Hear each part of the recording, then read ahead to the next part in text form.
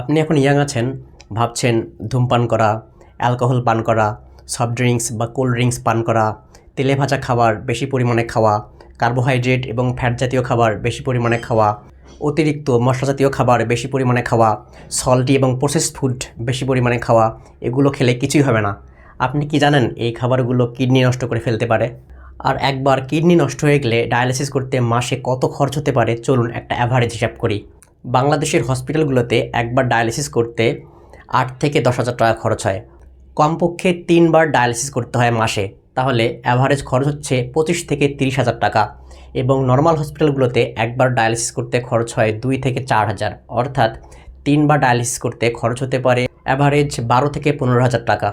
তাই আমাদের এখনই সতর্ক হওয়া উচিত।